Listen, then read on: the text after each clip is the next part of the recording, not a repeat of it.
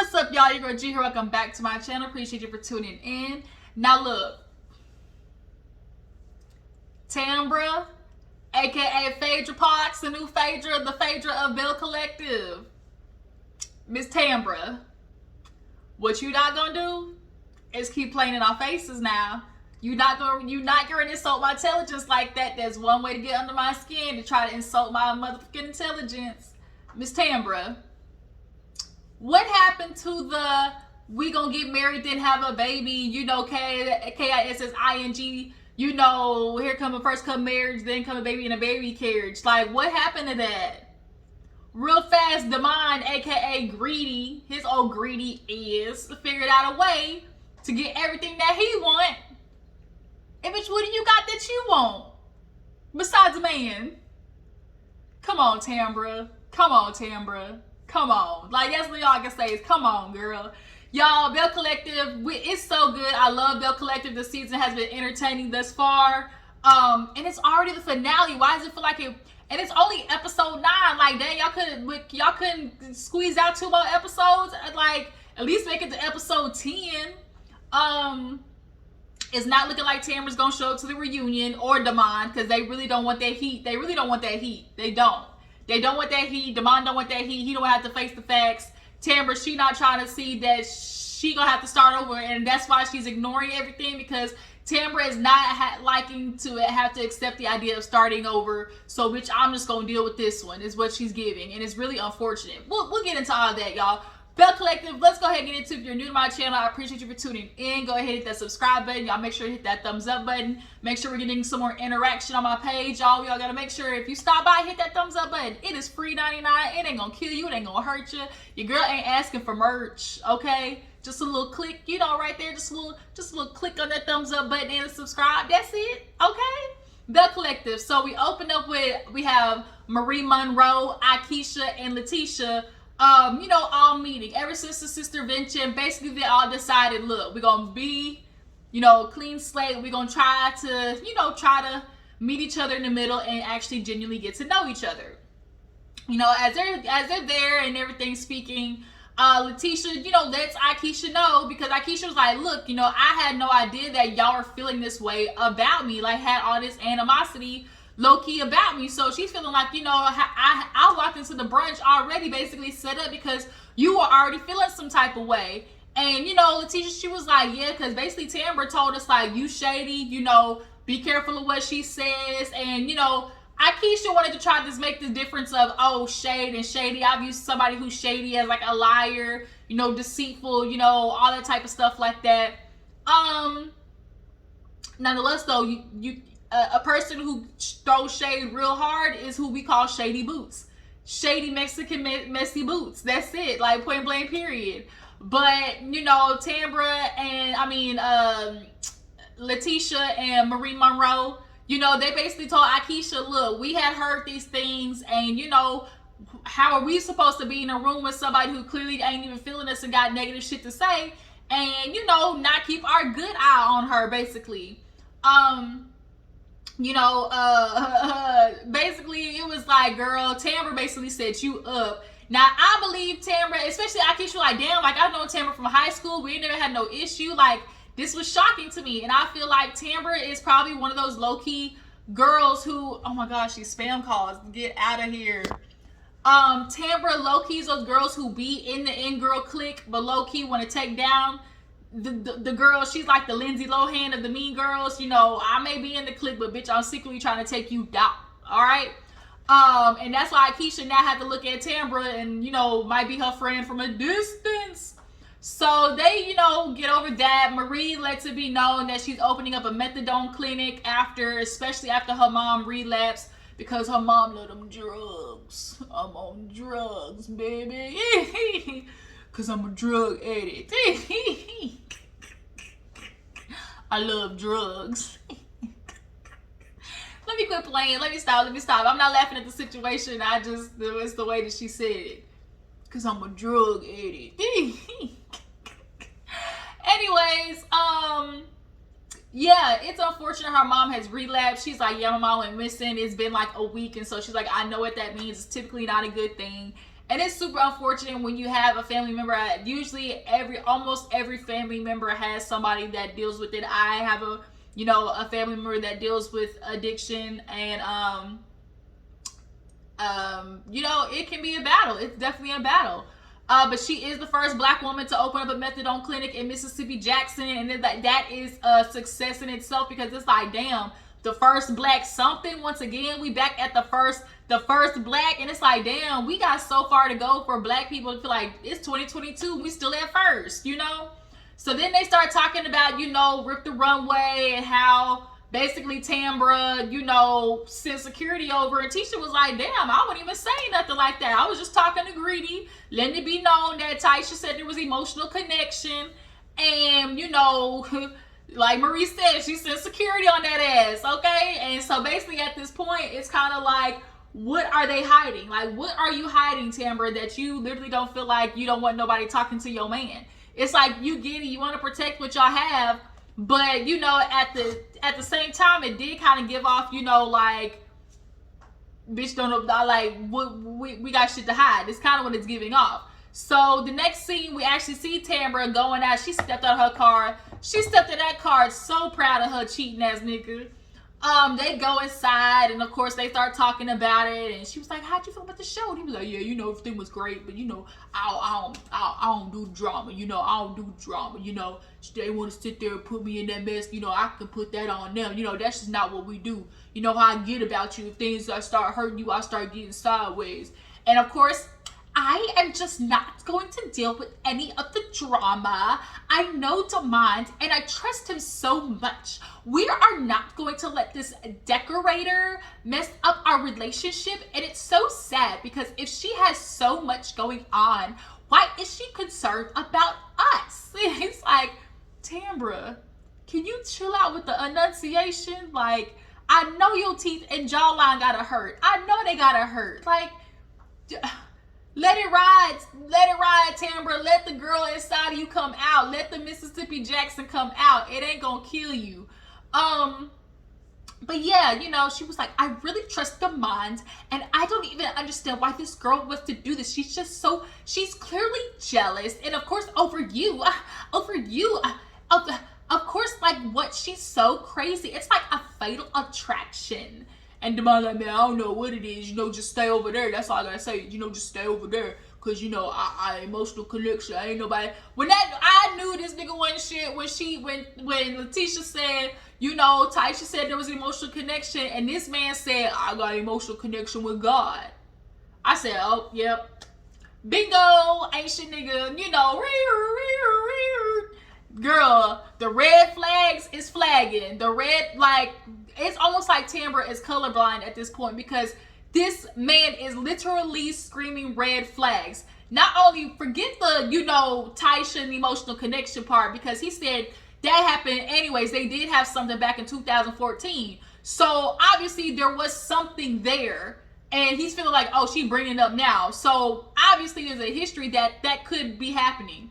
But it's the fact that now all of a sudden it's me and Demond, per doctor's orders, now that we're back in our relationship, we're definitely more intimate, and we're just gonna let things go as they go. And it's like, ma'am, what happened to the ring? What happened to the house? What happened to everything? Because you was trying to go along with the go on, so you could appease your parents. Clearly it's what it's giving, and that's why people are saying it's giving real Phaedra Parks, Tambra, because it's like you trying to give off this perception like you don't want to be, as they like to say, the hood baby playing house, the hood woman playing house.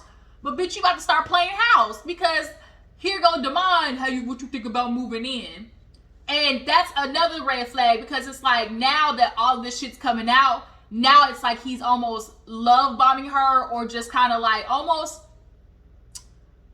like giving into like almost forcefully putting her in a situation of like, you gonna move in, because the more invested she is in him, the less likely she is to leave.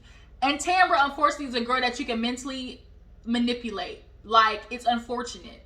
And it's almost sad. Like, it was sad watching her literally defend this nigga that everybody can see ain't shit. Ain't no questions, ain't no ifs, ands, or buts about it. Like, you's over here, the decorator, it's just like some fatal attraction. Like, she just wants to be all in our lives, and she just wants attention, and we're not going to do it. And it's like, and Demond over there just like, we ain't gonna even address it, we ain't even gonna talk about it. You know, it's just, So then when he thought that you gonna move in, she was like, okay, just so we're clear, you want me to move in with you, be there 24/7, but I have no ring. Like, where is the ring? Is it because, you know, I have expensive taste? You know, what is it? And he's like, well, you know, I'm a man. I always think I gotta think of things perfect. You know, you gotta have the house and then the finances. And so, okay, so like we have the house. And the confessional was funny as fuck because, you know, she's like, the mind says the ring is inside of the house. And it's like, he's like, well, that don't mean go looking for it either. So, ma'am, he's telling you, like, don't be looking for no ring no time soon. I'm not gonna be the woman and look in the couches and the drawers and the closets. That's not gonna be me. And he says, and she just kind of looks at him at the side of her eye, and it's kind of like, Tambra, blink twice if like, bitch, like, this ain't it. Like, ma'am, you said what you wanted, and you're already bending on your boundaries. This man is literally about to have you move in, 1, with no ring, 2, y'all fucking raw. So now if a baby comes up, like, bitch, you playing house and you think you're gonna get a ring after that? This is like literally how women always get caught up, like playing fucking house. Like, Tambra, the way he finagled that shit out of her, I didn't even go, I don't even hear nothing else. Girl, you moving in. Oh, this is just kind of, this authority is attractive. And it's like, Tambra, I just felt sad. Like, the way she's so easily defending, I trust the minds, and I just know the decorator. Now all of a sudden she's the decorator. She's not the interior designer. She's the decorator now. Bitch, Tambra, if you get pregnant, and I feel like Tambra has decided because she's this far down the line, she's pulling a Kenya. I want y'all to think about it. I think of Kenya because Kenya got with Mark, and Kenya saw those red flags, but because she wanted a baby and because she just wanted to have that baby inside of wedlock, she put up with it. And even though he was going to possibly not be her forever, she at least was going to walk away with something that was more important to her, which was a baby. And Tambra wants at least to feel what that lifestyle is like, even if it's a facade for a little bit, even if it's only temporarily. I think Tambra wants to feel that feeling of like, oh, I have the man and a child and a home. I think she wants to feel that so desperately that she's willing to ignore those red flags just to even get that feeling of it for a little bit. And it's very sad because it's like, how long is that, you know, facade of happiness supposed to last? Because the mind can't be trusted. He can't be trusted, period. So moving on, what happened after that? Jerez, Marie Monroe, and unfortunately Raven's mother, you know, her passing, they ended up talking. Long story short, you know, they're co-parenting with, you know, Zane and Jerez, now that he's going to be a child. Hey, can Auntie finish? Can Auntie finish her video? Yo. Baby, come here. Go. Come on. Okay, you do my hair? Okay, you can do it after, okay? Thank you. Bye. All right, go bye-bye. Can I have my comb? We'll do it after, okay? Bye-bye. Uh-huh. Come on. Bye-bye. Bye-bye.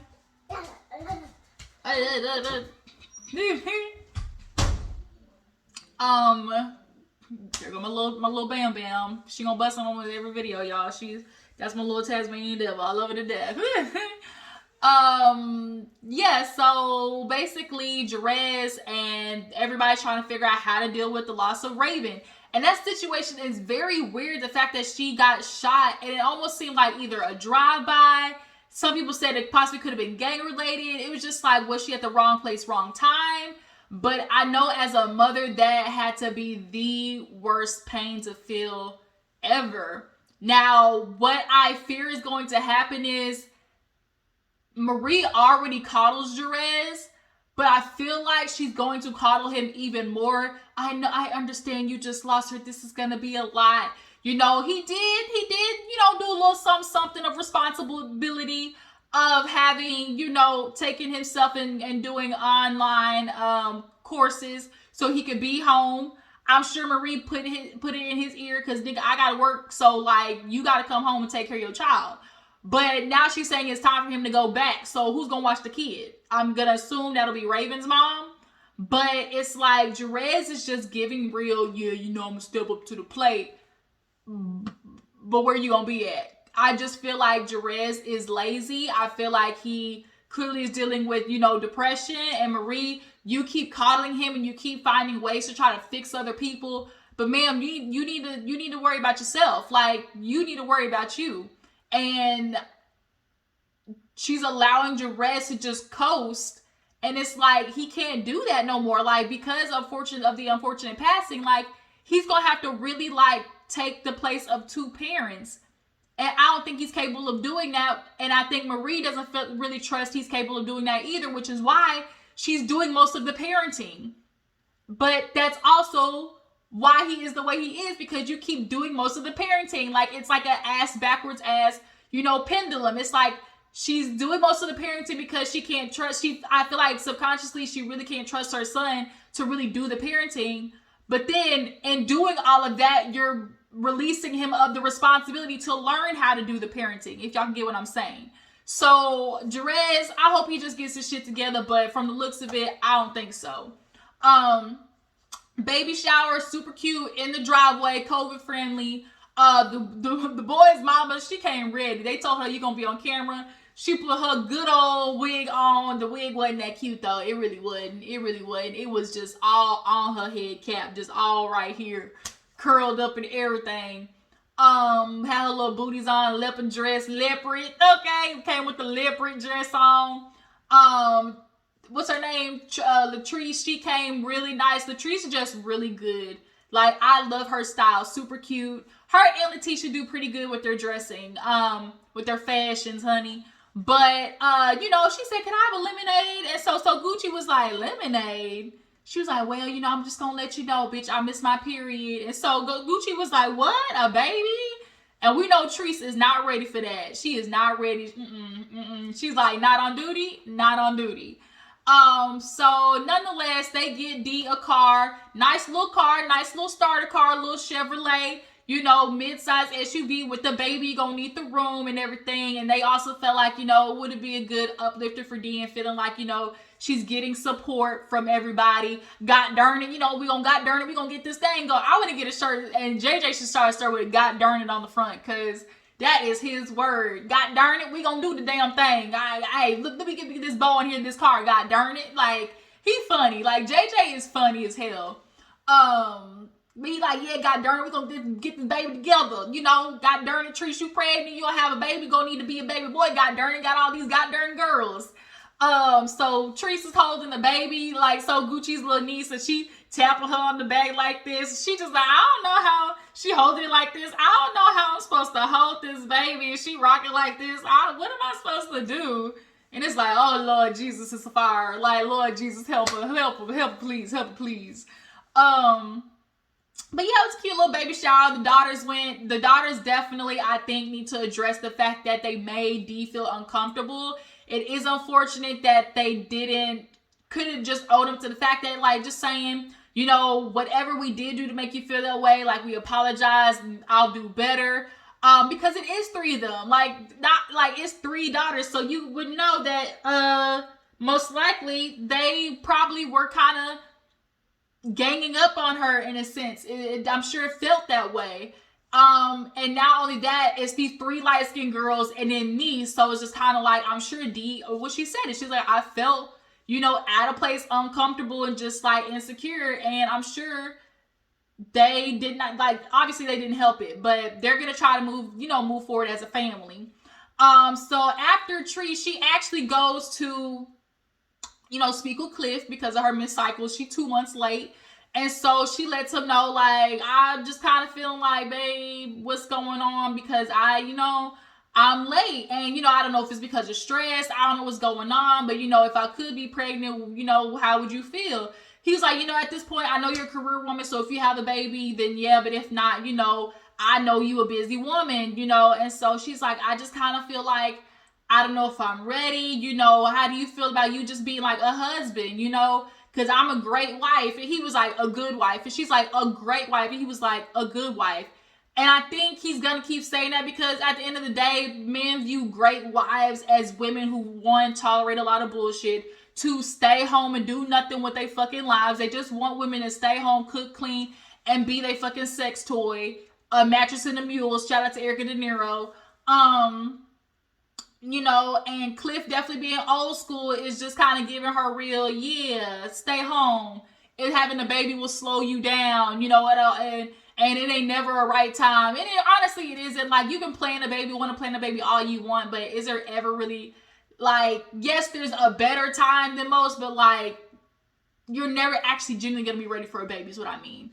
And so she's telling like, I just worry about all these things. And he's giving her the, well, you know, you can't worry about life. You just got to let things be what it is.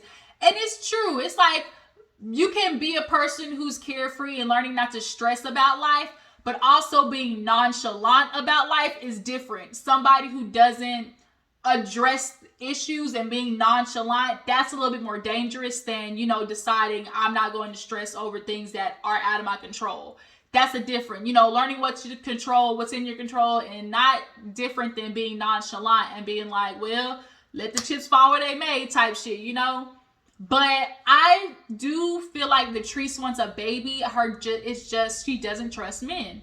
Her father let her mom down. She witnessed it. Her father wasn't there for her that much. So it's clear that Latriece does not trust men.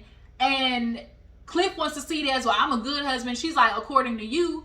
Because he feel like just because, oh, you know, I pay for shit, you know, I'm financially well to do. Like, a lot of men feel like that's enough, and it's not. Like, it's not enough to just, you know, provide the household, you know.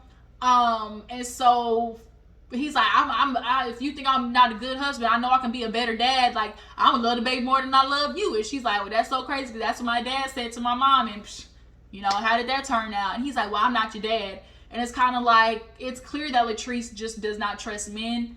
And it's like, you know, he's always got on her for working. And she's like, you don't get it. Because, like, you fell in, like, you have generational wealth. I don't. I had to work for everything. And it's like, yeah, we're going to be together. But this shit ain't promised. And a lot of women need to feel that way. Because when a man feels like he wants to up and maybe trade you in for a new model, like, they can do that. And if you ain't got no shit to fall back on, like, damn, you ass out. So it's like, I understand why so many more women are choosing to put money in and be career driven and all the things, because there's no security in men these days. The truth is, y'all niggas is fickle, like, point blank period. So she's like, well, if I had a baby, like, I would terminate it or give it up for adoption. He's like, bitch, I send you out for adoption, I'll be damned. Which is understandable. Like, okay, bitch, you have my baby. Like, you ain't going to give up my baby as long as I'm here. But the truth is, Cliff, are you really going to be a good dad? Because your daughter already said that she don't see you much. So the kids that are here don't see you that much. So, honestly, the truth is, the type of husband you are kind of gives you insight into the type of dad you're going to be. Because it just shows your consideration for other people. And if you don't even show that for your wife or woman you love, like, your natural instinct is to fall into the patriarchy of letting her handle everything. So I think Latriece just kind of feels like she's scared to have a baby on the fear of, like, I'm going to be doing this all by myself. And the truth is, bitch, you will. Like, men want to always claim, we're a partner. But then always, oh, that's your role, you the woman type shit. So, it's, I think that's it. Yeah, the ending. Marie, she has her little shit dig for her being the first, you know, methadone clinic. Everybody shows up. Bitch, Latriece look good, okay? Giving real, you know, Addams Family straight, bone straight hair with the titties up and out. Like, Latriece look good, okay? Everybody shows up, you know, giving, of course, the congratulations. And Akeisha says that she's going to basically have a welcome back to Jackson party. She's like, you know, I want to bring everybody around, let them know what my plans are for Fair Street, you know, things I'll plan on doing. And when she said that, bitch, Letitia, her face said, like, I was like, oh, bitch had her stuck on stoop because she was giving real Ferris Street. Like, oh, okay. And it's like Latisha, you said some foul shit about Akeisha. So, I mean, the fact of her saying it, like, she kind of has a right to, because Latisha, you did say some fucked up shit. You really did. So, I can understand why Akeisha, and because, I mean, I hate to say Latisha, but she don't really need you to accomplish things. Especially on Ferris Street. She has the access, she has the end. So, it's like, what does she really need you for? Yes, would it be nice to work together, but, like, would you work with a bitch who tried to talk about your parents not wanting you? But Tisha's face was just stuck when she said that. So she was like, okay, I support you because it's a bigger cause, but bitch, I see you. So, Glenda, Raven's mom, comes in. Everybody just, kind of gives their condolences. And everybody's talking about, women and supporting black women. And all of a sudden, it's like, dun, dun, dun. Bitch, Tisha comes strutting in. And Tambra over there grinning. She gave the real, okay, tight face. So she's like, you know what?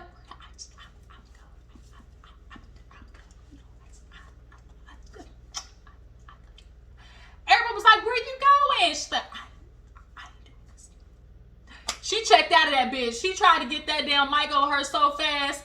And Tisha basically hit it with, I mean, what you point of walking out now? You talking to everybody else but me. What you got to say? And it was so funny because all the girls were really trying to big up her when she walked in. Girl, you did my wedding. You did this event, that event. Because Tambra wants to call her the decorator who's obsessed with demand. Like, she's just a decorator, But Tisha was like, bitch, I hear you talking about me. What's not going to happen? The real Tambra came out. What you do crazy and delusional and you want attention, bitch, and you not going to get it. That's what all of a sudden, Tambriqua came out, and she ended up walking out. So next week, come to find out, Tambra been engaged before. It's like, Tambra, girl, you going ass backwards. Now you fucking raw, and now you're ready to move into this nigga house. You playing real Section 8 playing house. Like, you giving real Section 8 base. Like, girl, you supposed to be Mississippi Jackson's finest. Like, career woman who gonna do things the right way. But now this man done swindled you into fucking raw and feeling like, oh, if a baby come, we not gonna turn down no blessings. Like, he trying to trap you, bitch. And everybody see it but you. Or you see it and don't care because you want a man. And it's tragic. Ooh, ladies just had the idea of having a man will have y'all stuck on stupid. I just can't do it. I can't do it. Not on duty, bitch. But yeah, you guys, that was Belle Collective. Tell me what you feel about the episode. Do you feel like Tisha being hella messy? But I love it though. She said, I'm gonna cash this check, bro. I'm gonna get this check on. Do you guys believe Tisha with the emotional connection? What do you guys feel about Cliff? Do you guys feel like Cliff would genuinely be there for the baby? And how do you guys feel about So Gucci as an addition? I love So Gucci. I love Melanie with her stallion leg, big booty ass. Okay, I'm here for it. And do you guys feel like Akeisha has a right to step away from Tisha with Ferris Street? I appreciate y'all for tuning in. Make sure to follow my Instagram and Twitter. And I'm going to catch you guys in the next one. Deuces.